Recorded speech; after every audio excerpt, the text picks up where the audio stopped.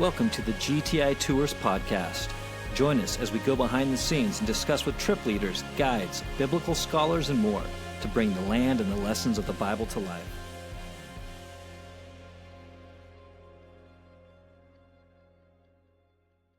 Hello and welcome to the GTI Tours podcast. My name is Rich and I'll be your host today as we dive into the land and the lessons of the Bible. I've got my good buddy Jerell here on the show today, and we are going to get a chance to talk to you about a trip we just got back from, one that we did a scout trip on last year. We were really excited about. And then now we got a chance to actually run it with a full group. And I couldn't have been more pleased with how our Greece/Rome trip turned out. Tons of people on it, and we had a blast. Now, you might be asking the question, don't you guys already do Greece? The answer is yes, we do Greece. We do a lot of Greece trips, but we usually do a little bit, like a couple of days, usually just going into Athens and maybe down to Corinth. But on this particular trip, we started up in Macedonia, and we got a chance to see a lot of sites we don't have time for or don't fit into our other itineraries. Turkey tends to really focus on the main chunks of the New Testament narrative. And then when we are doing Turkey, we always have to skip over a few awesome key parts, and that's the finishing up of Acts. And so this trip really gave us a chance to do that. So we're excited to tell you all about it. And, maybe this is a trip that you'll want to jump on in the future. So Jerell, welcome to the show. Hey, yeah, I love this trip for a couple of reasons. Well, a bunch of reasons, but it is unique from some of our other trips. So when you're in Turkey, we typically, you're jumping into part, maybe depending on which itinerary you take in Turkey, you're jumping into the very first part of Paul's first missionary journey. And then usually you then skip and then drop into a portion of his second, and then you kind of fast forward and end up into part of his third missionary journey. This one's unique is we are kind of parachuting in to a portion of Paul's second missionary journey. But what makes it unique is we follow Paul to more places consecutively, and we follow chronologically in scripture, place by place by place, more than we do than any other trip that we do, even trips to Israel, because you're kind of going to this place and this passage and this place to this passage, and the same in Turkey. But we dropped in and started at the modern day city of Kavala, which is the city of Neapolis. And that's where in Acts 16, Paul lands right there. He goes to Philippi, then he goes to Thessaloniki, then he goes to Berea, and then he gets on a boat and goes down to Athens and Corinth. And so for 5 days, we just start in the port right where Paul was. We walk that same Via Egnatia road that Paul would have walked on. We walk a portion of that,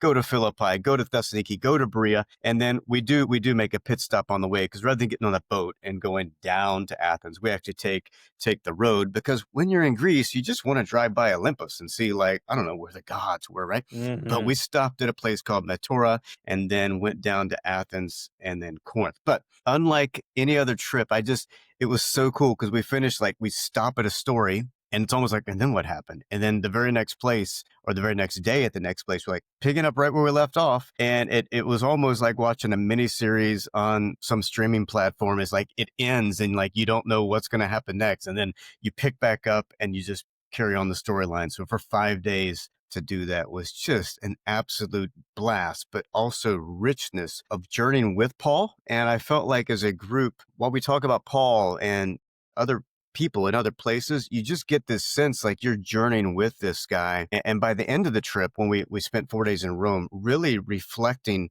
on how you see Paul grow and how you see Paul change and how Paul writes different to different people, how his very strategies of doing ministry in places developed over time. And it was just in that capsulation of a trip was a beautiful reflection. Yeah. So loved everything about it. Yeah, it was special. It completely reminded me exactly how you just said that, of just going, when I was a kid, my dad used to read us the Chronicles of Narnia series. And so he would read it outside the door of my bedroom and my other brother's bedroom. And he would always finish with continue tomorrow.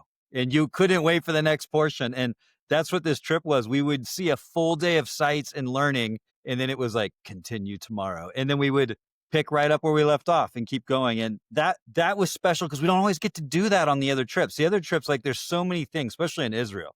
There's so much happening in one area. You're constantly jumping from time frame to time frame to try to pick up all the stuff. And we didn't have to do that here. Yeah. And the other part was cool. So we've got this this undercurrent of Acts, Acts chapter 16, Acts chapter 17, Acts chapter 18 for the Greece portion later on in Rome. But so you've got this, you're following that thread going to those places. And then while we're there, though, we've got these letters that Paul wrote to these places, the Hmm. letter of Philippians and First and Second Thessalonians and Corinthians and First and Second Corinthians. And so you've got the storyline of the place where Paul showed up and it happened, but then you have the places he revisited, spent time, and then the letters that he spent to them. So you're doing like this multi-layered study of Paul and the early church, and it really provoked some really good conversations for what does that look like for us today in the life and world in which we live and how our faith gets fleshed out. And what I loved too about this trip was it was a mix of so many different great people. It wasn't just Totally. like one church, it was people from all over and coming together and the personalities that come with that.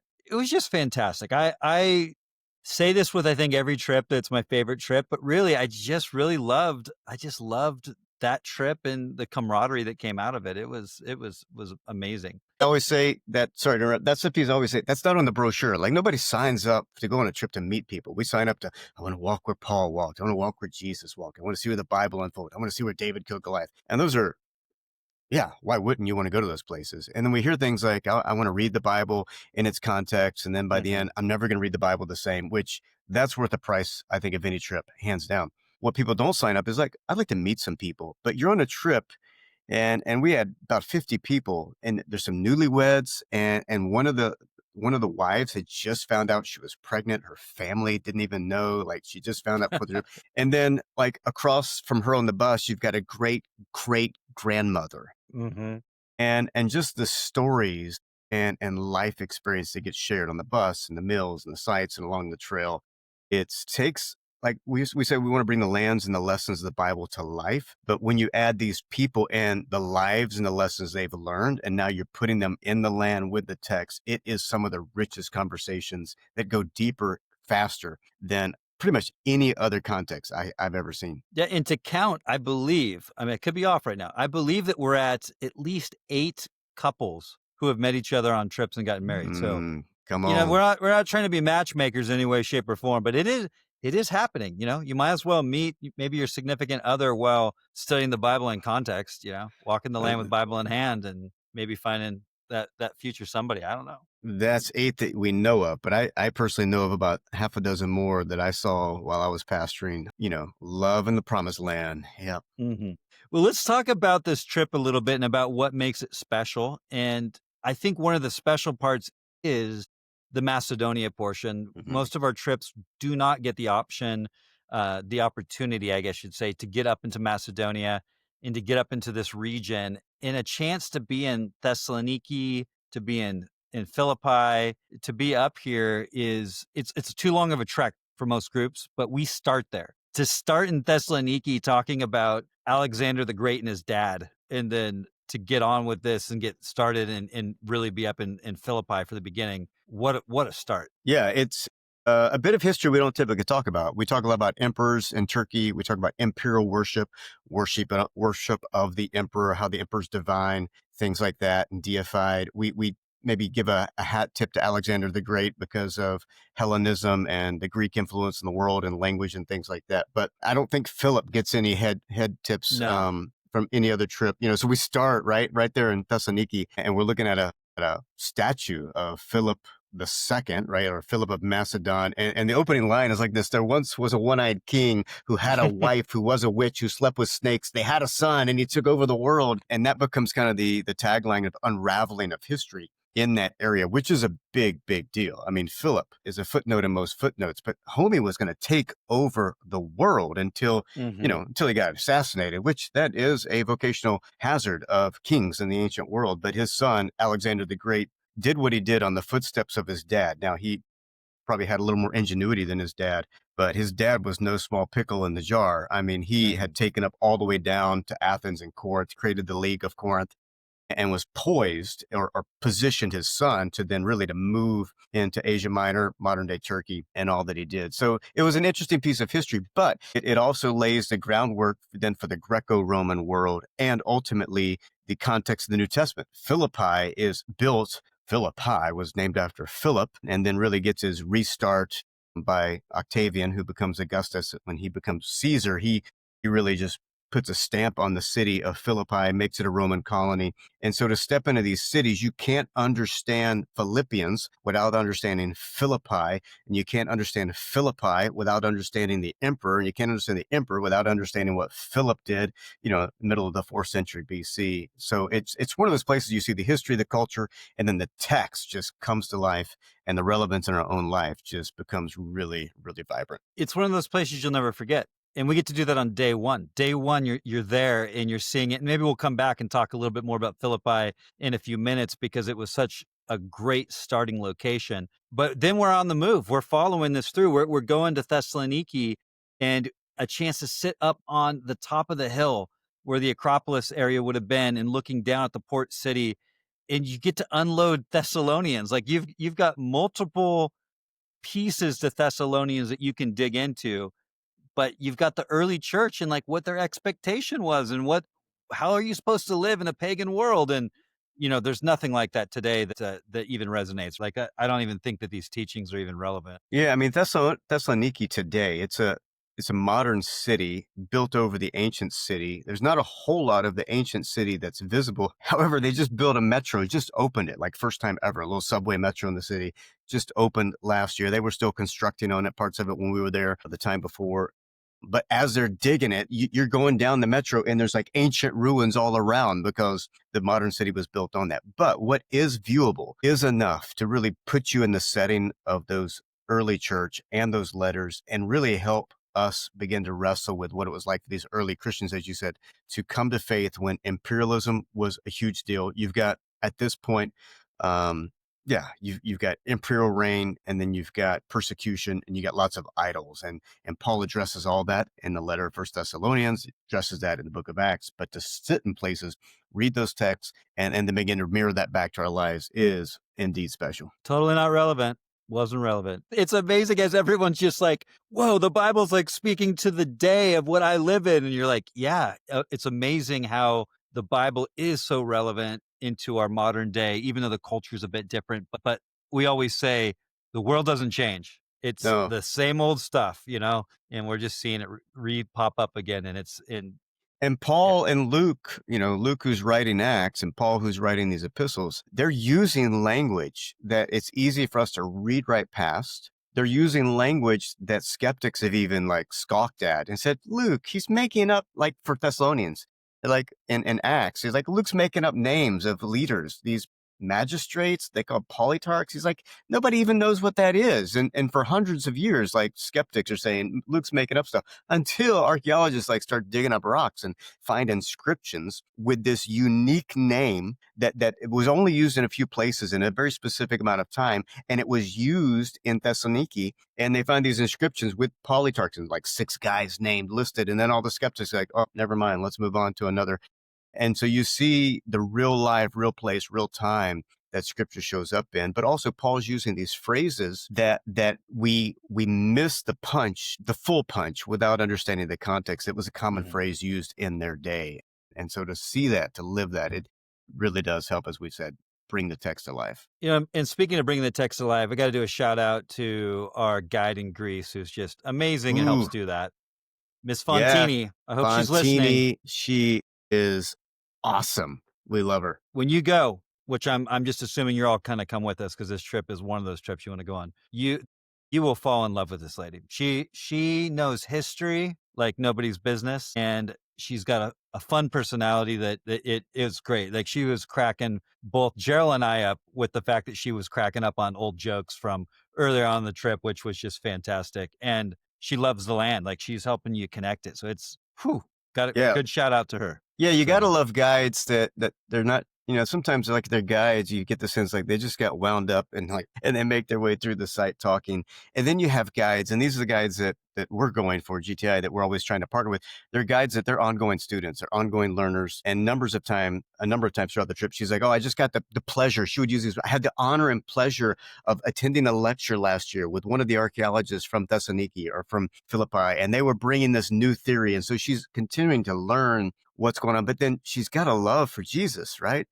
And when we're talking, she does at times the dates and the dead people, and we bring the goosebumps. She brings the history and context, and then we bring the faith and the application. And she was just always leaning in and seeing how all these mesh together. And it's just a joy when we get to work with guides who have this appreciation for the land and the text, the history, and just cultural context and how that vibrates in our own hearts. It just makes it so much fun. But Whew. coffee, you got to love a guide that loves coffee. Always, always. We get a chance to do some flyover spots, places that maybe wouldn't make it on the agenda if you had to pick and choose. But on this trip, like we get to see some stuff that has significance. It's huge. And Berea was kind of one of those for me in just the fact that as a kid, I remember the Bereans were somebody who were mentioned to me so many times that I assumed that they were in scripture like all the time.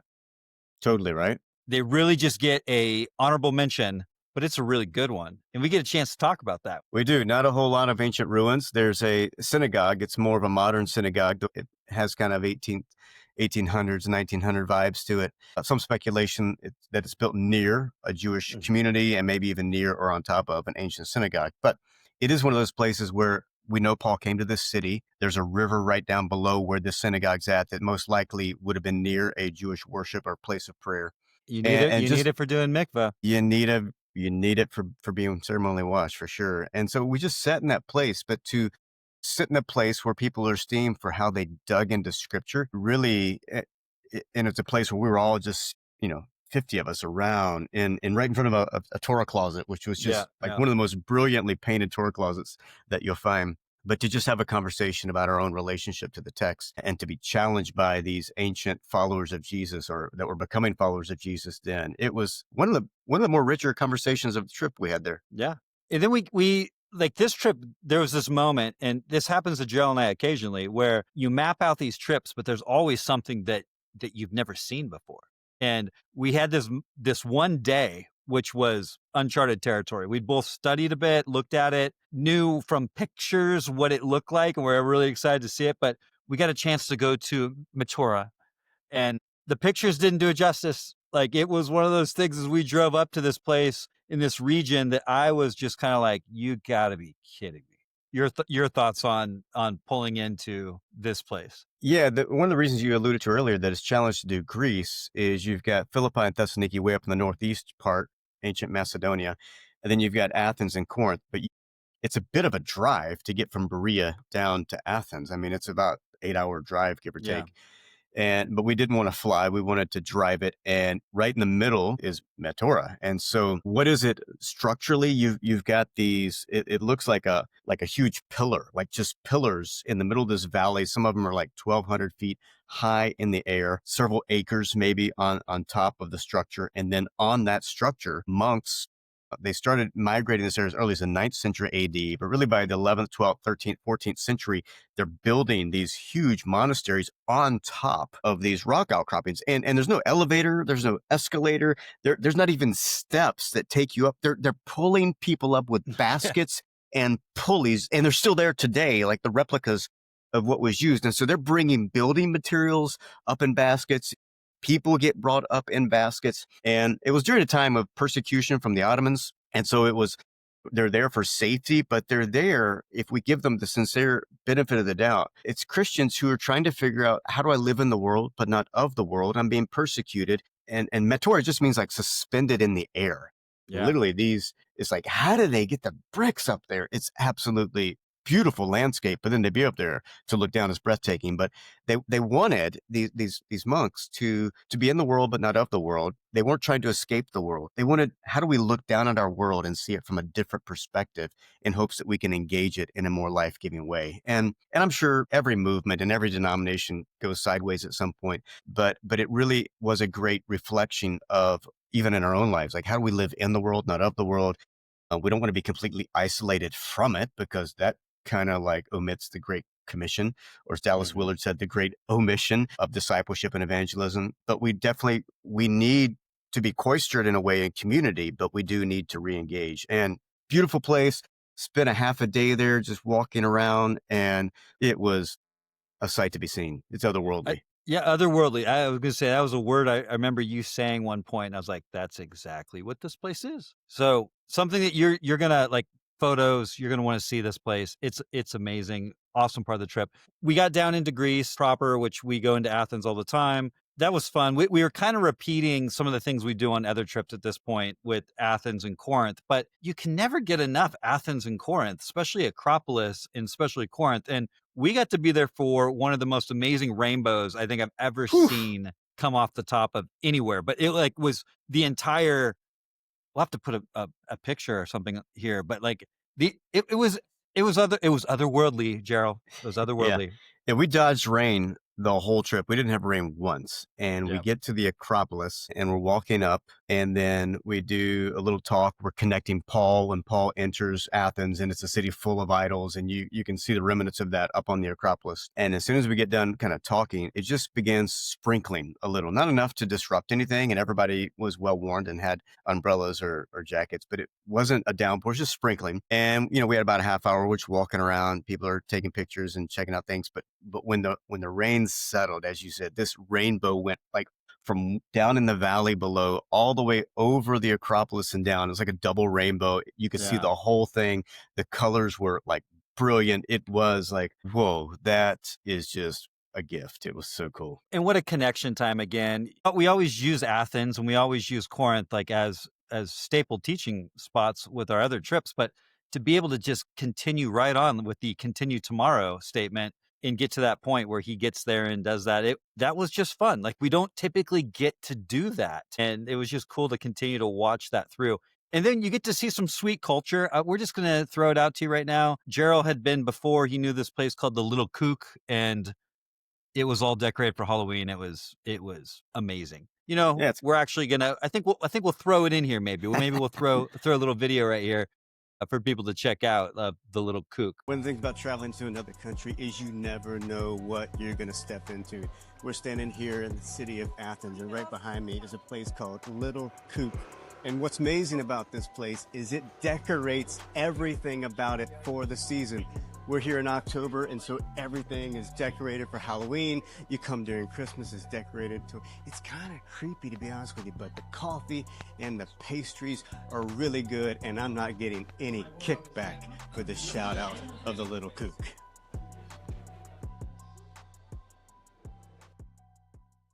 Yeah, we're talking Athens, and we get done intentionally kind of right after lunch one day in Athens, just so people can skip through town. And it's a bit bizarre, unlike things we have in Turkey, in that you've been on the Acropolis all morning, you've been on the Areopagus or Mars Hill, you're down by the Agora, and then right outside the gate of the Agora is modern shops and coffee shops. And so we love giving people some free time one of the afternoons, just like walk through modern Athens, and it's a bit of culture. And some people might say, well, this is a biblical study trip. We're going to stick to the biblical sites, and yet I think it's important, right? Because Paul in Acts, he's actually in the marketplace. He's in the Yep. synagogue. He's talking to philosophers. He's talking to spiritual people, idol worshipers, but then he's in the marketplace. And I think for us, it reminds us, wait, this is the ultimate biblical study tour. It's Mhm. studying the context of the Bible, but then I'm faced with, how do I take the ancient into the modern? How do I take my faith into practice? How do I take my relationship with Jesus and infect the world in which I live? And so I think it actually makes it even more of a biblical study to reflection on the who, what, and so cares when I get home, because I'm seeing the ancient and the modern together. And some of the churches that have been in in Europe are just museums now. And so that's a pretty good reflection on the church in America, like how far we away from being a museum and maybe what happened to them.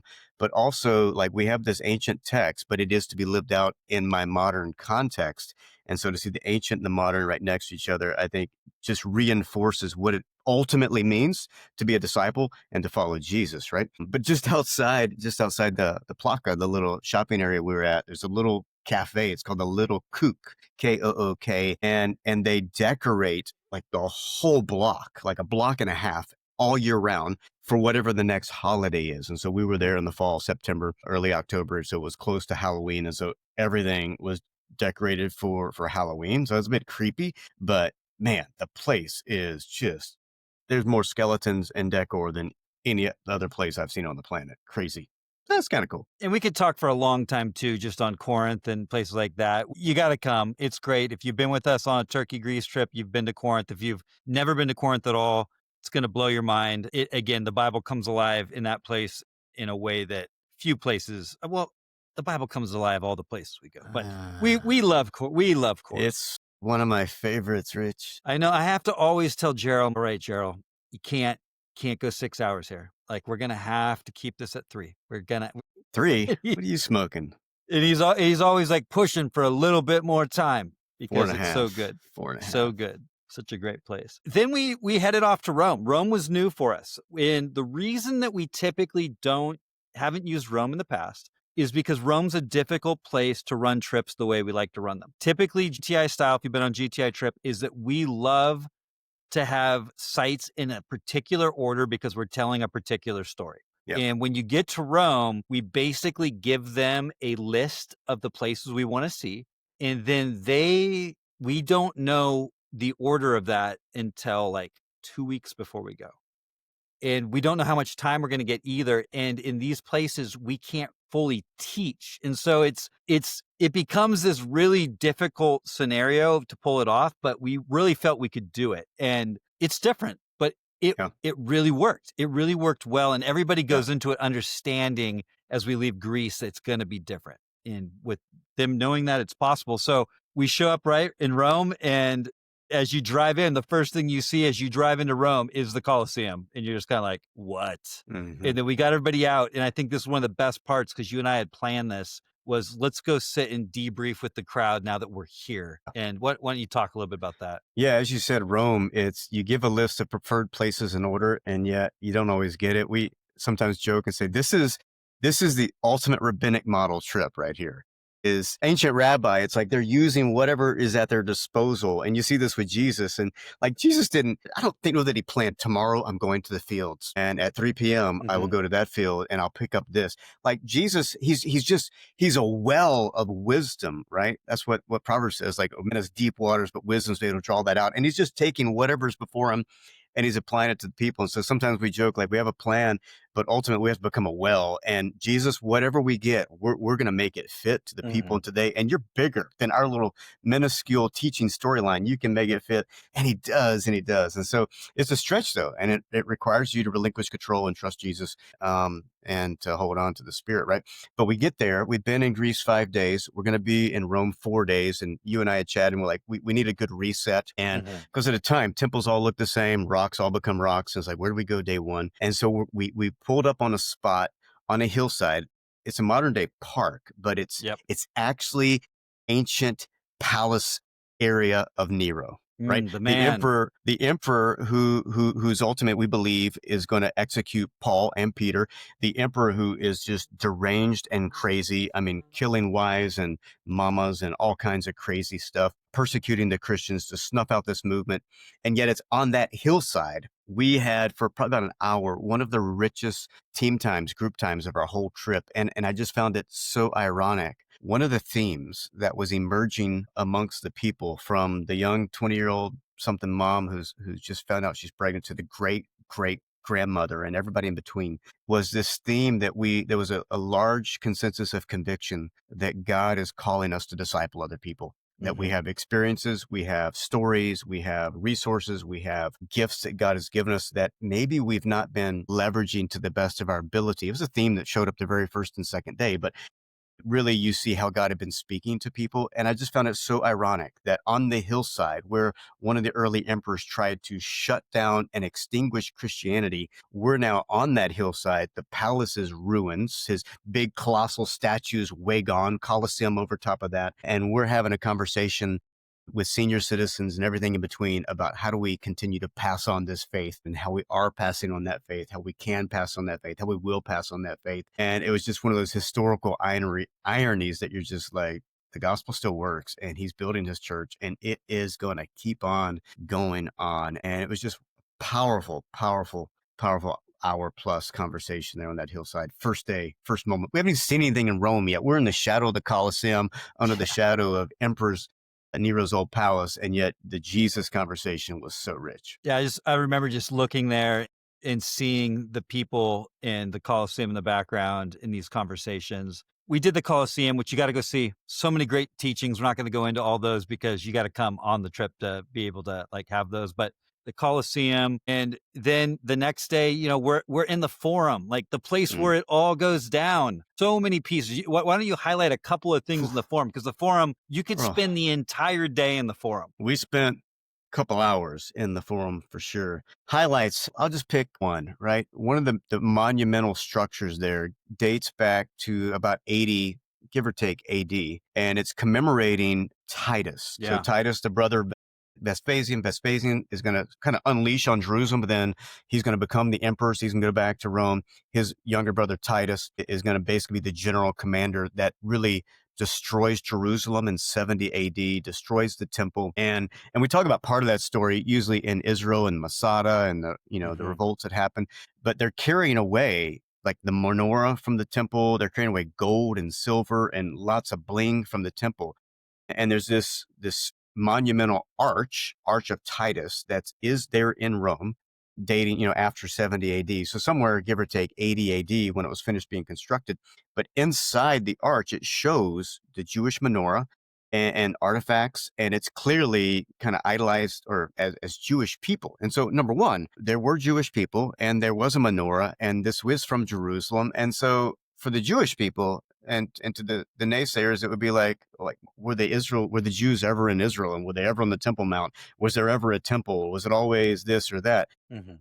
I don't know. Rome's bragging pretty big and showing all of the paraphernalia that shows up in the Bible, and we know was in the Jewish temple, the second temple, Herod's temple. And so, for historicity of Israel in the land, it's one of those pieces that really connects Rome to Jerusalem. But to see just the spectacle, and that's going to be a word that Paul is going to jump on and really use to talk about what Jesus did. He's going to turn that whole imagery upside down. But to be in the Forum, you've got Julius Caesar there, you've got Augustus there, you got Augustus's palace there, you got Domitian. It's all the emperors are building on and building out, and each of these guys are playing in around the time of the New Testament. And there's just tons of lessons. It's not so much like Paul was here and Paul was here, Peter was here, though we do go to the prison where both of them historically were kept in prison, the maritime prison. But you're seeing these images of Roman culture and Mhm. and Roman spectacle and kings and how they were paraded and coronated.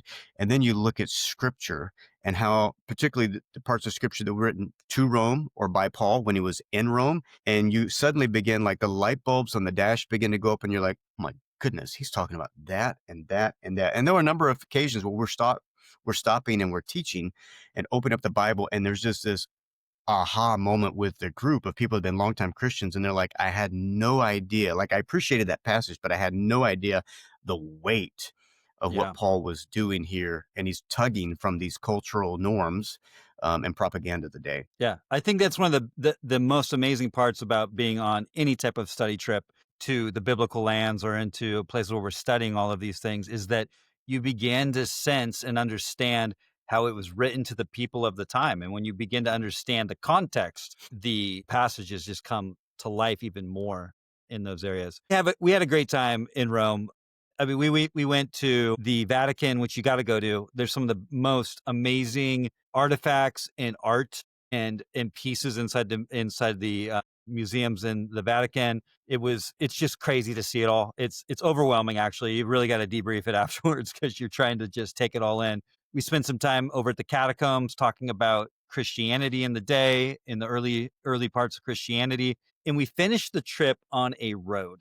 I thought that for me was like really like to start on a road and all roads lead to Rome and all roads lead from Rome, basically. To start on a road with Paul and to end on a road was just an amazing connection piece of how the gospel spreads in the fullness of time and how God brings Christ into the picture at just the right moment so that it could spread throughout the place and then it would end up changing the Roman Empire.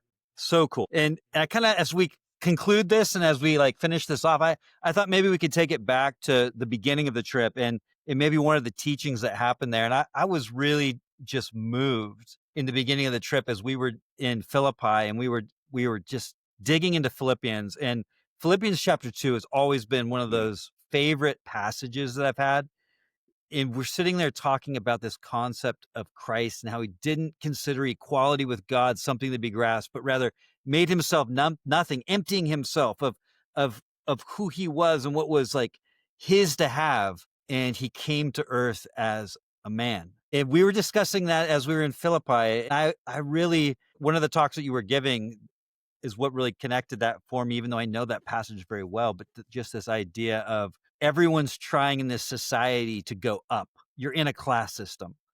All of a sudden, like Paul is using this imagery of going, you know what? It's different. It's different in the way that who Christ is and what he calls us to do. So maybe elaborate for a second on that as we conclude up on this podcast. Yeah, Paul just turns the whole thing upside down. He's like, the new way up is down, and it's called descending into greatness, or the Greek word, a theological term, often gets around as the kenosis, the emptying out of Jesus. But Rome is built. The whole idea is, like you said, you want to climb, you want to become more popular, you want to get more followers, you want to get more likes, you want to get more influence, you want to get more money, you want to get more status, so that you can get more money, so you can get more status, so that you can wield more money and power and do what you want, right? And it's crazy that there once was a time where everyone was consumed with what you thought about me and how I look and how I appear and how many followers I can have, and you pick up really quickly, holy smokes, Batman, that's the world in which I live in, and it is the world in which we live in. So it's all built on these classes. And, one historian, Joseph Hellerman, says that Rome is the most status class driven society of the ancient Mediterranean world. And so you've got slaves at the bottom,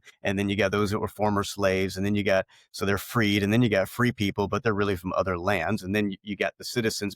Really, all of that's like 95, some would say 98% of the population that are living in less than favorable circumstances. And then you go up and you got, the Decurions and the Equestrians and the Senate and the Caesar.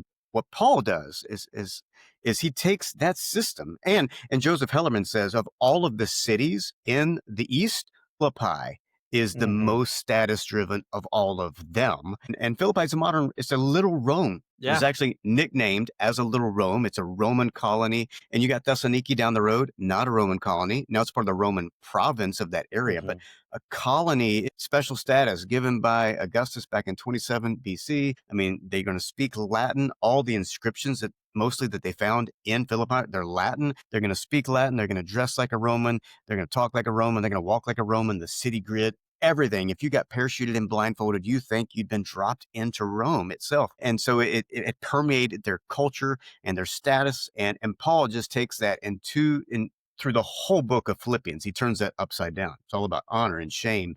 And he talks about honor and shame multiple times in the book of Philippians. But Paul's like, yeah, Jesus, he was actually at the top, right? Where you put the Caesar, who's divine, like God, maybe even God in the present, and at times have to be worshipped as God, like specifically for Caligula and Domitian and some others. And Paul's like, yeah, he's at the top already. And he did everything he could do to get to the top. And he's manipulated his way to get to the top. These emperors, that is, the Senate, they're all smearing propaganda and lies about one another to keep climbing to the top and using everyone for their own advantage, grasping to get to the top. And Paul's like, yeah, he's already there. He didn't fight to get there. He's there. He's equal with God. And yet he's not grasping for anything to stay there or to use things to his own advantage. No, in fact, he's actually climbing down the ladder, and he just like went all the way down. And he says, slaves like below the rung of the ladder. And then Paul goes back through in brilliant poetic theological like rhetoric, and he's just like, found an appearance as a man, made an image of man, and he's like humbled himself to death, and he just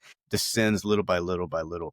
But Paul's, all of that, it's beautiful theology, may have been an ancient poem or hymn, we don't know. It's definitely brilliant theology, but Paul wasn't trying to communicate theology necessarily at that point. He's trying to make an illustration to an application of how you and I are supposed to live. And that's Philippians 2, the first part of 5, like in your relationships with one another. Have this mindset at the top, went to the bottom to bring others up with him. And it's like, that's how we're supposed to position ourselves. And that example of Jesus was just him fleshing out what he said in verse 2 or 3, like, do nothing out of selfish ambition or vain conceit.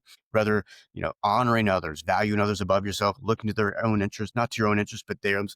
And Paul's like, there's a whole new way of living. You're not climbing a ladder to get likes and status and influence, though that may have its place. He's like, no, you want to look to those who are below you, see them as above you, and lift them up above you. And it's a revolutionary way of living then, and it's just as revolutionary way of living now. But I think and we talked about this throughout our trip, if we, the church, can begin to do what Scripture instructs, that's what turns the world's head. And that's what Paul said in Philippians 2. He's like, when you do this, like when you live without arguing and complaining like everybody else, you hold firm to the word of life. He's like, you'll become pure and blameless children of light in a warped and crooked generation, and you'll shine like the stars. And that is the ultimate goal for you and I, is to become like Jesus and shine like stars in a dark world. And when we begin to humble ourselves like Jesus, live like Jesus, and honor others, love our neighbor as ourselves, like Jesus taught, that's going to be the salt and the light that causes the world to see Christ in a different angle. And that's what our culture needs today. And that's what we flesh out. It's what we're wrestling with from day 1 on a road in a prison to day 8, 9 on a road in a prison, and the lessons that we can learn. But when we find ourselves ultimately on a road and we're going home, what do those lessons look like, live like in our own context? Well, there you have it, folks. I mean, I think you need to sign up. You need to come on this trip. It's so good. I can't wait for the next one in October. We're going to do another one in best weather, best time to be there. So good. We had so much fun. And just the last little things to say is that, Jerell, like, you and I love pizza and we love cappuccinos. And I feel like all we did in the evenings or throughout the day really was drink cappuccinos while teaching was the best. Throughout the day, it's cappuccino, and every evening got topped off with a pizza. Come on. So good. At the White Chicken. Folks, I am telling you, you will not be disappointed. It is special. It is fun. It is great. It is something about Italian food, something about Italian lunches and Greek lunches. Can't beat a Greek Mediterranean salad with whatever meal you're having. It's delicious. So, well, friends, we would love to have you on a trip. Hope that this was encouraging. Again, like, your Bible has so much in it that is so vibrant and alive, and you can get that just by reading it. And you can also enhance it too sometimes by coming on a trip with us. We'd love to help you see that. So, maybe share this podcast with others who invite people to come on these signature trips. We'd love to have you on them. And we're excited for the next time that we're going to get back to this part of the land. Any last thoughts you have related to Greece and Rome? You said it all.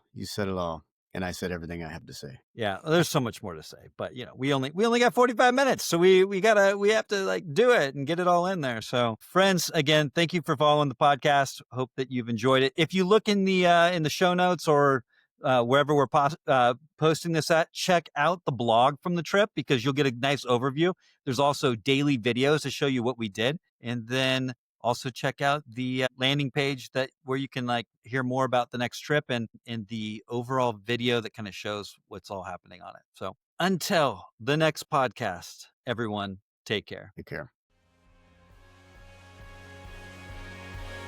Welcome to the GTI Tours podcast.